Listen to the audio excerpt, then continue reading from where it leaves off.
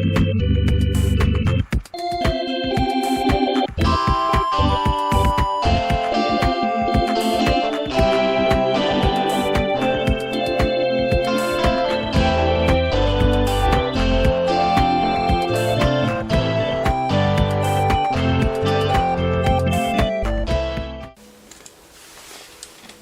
back to That's Life with John Carver. This is episode number 239.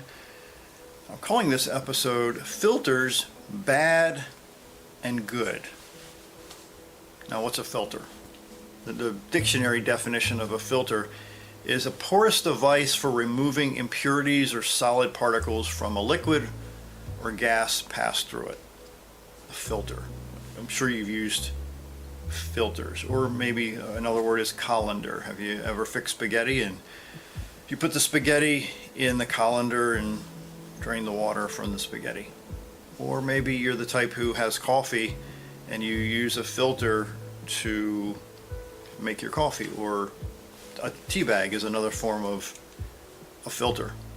Everyone uses mental filters in their lives, and we're taught to look at certain things and judge certain people or assume certain things to see if what people are telling us is really true. Now, from an early age, I thought certain things were true, and which prompts people to look at certain things as if they were true. To give you a silly example, there were a few times when I was very small that I thought I heard Santa Claus's reindeer on the roof of our house. Yes, I thought I heard Santa Claus's reindeer on the roof of our house. So that convinced me that certainly Santa Claus is real. That was the filter. The filter of my belief was reinforced by what I thought I heard. Again, the filter of my belief was filtered through what I heard and what I assumed was true. Throughout history, it seems that communities and societies and families and individuals have risen and fallen based on their use of filters.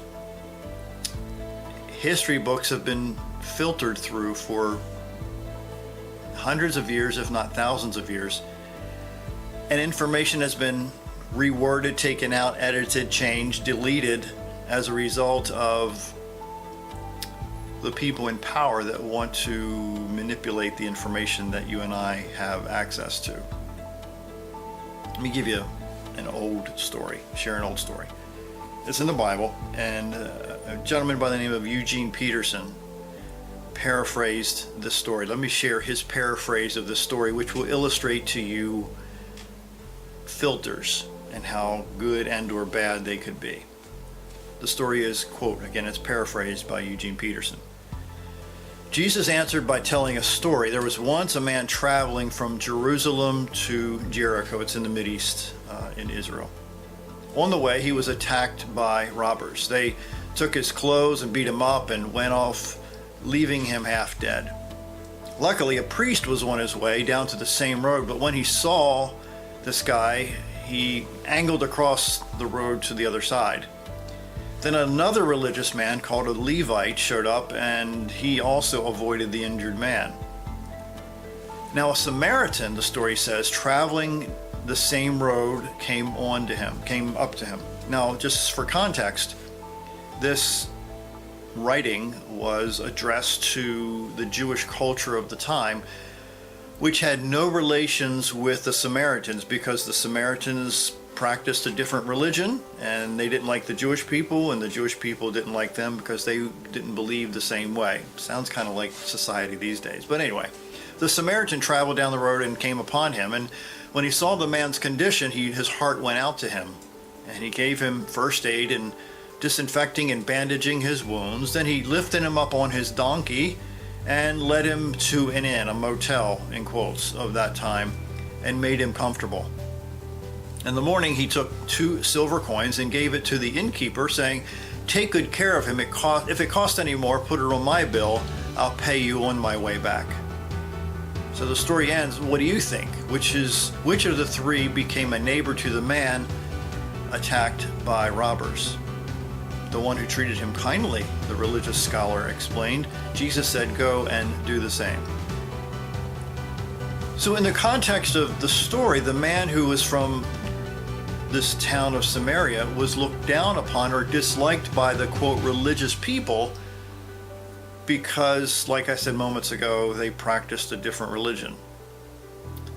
In other words, both groups, the Samaritans and the Jewish culture, didn't like each other because they practiced different religions. That was the only reason why they didn't like each other. What I found interesting for a long time, for decades in this story, is the story historically is called the Good Samaritan. So it's allegedly written by someone who practiced a religion of those who walked past the injured man and didn't stop to help him. But the word good suggests, in quotes, good, Samaritan, good, believes that there weren't very many good people in Samaria where this Samaritan came from. So wouldn't you think that this would be a bad use of a filter? So there's another use of filters that I can't ignore in this broadcast. There are times when filters should be used to save your sanity. Again, there are some times in your life that filters should be used to save your sanity. And sometimes those filters provide mental clarity. It's essential that you filter out the negative words around you, that you filter out the people that are trying to distract you from doing the things that you need to be doing in your own life. I'm not suggesting that you dislike these people or the people that are throwing negative words at you consistently. I'm not suggesting that you judge them. I'm suggesting that you are purposeful about what you allow into your life, which then impacts your mind with incredible opportunities. So filters are bad and good, so you should use them appropriately. I hope a story or two made some sense to you in this episode.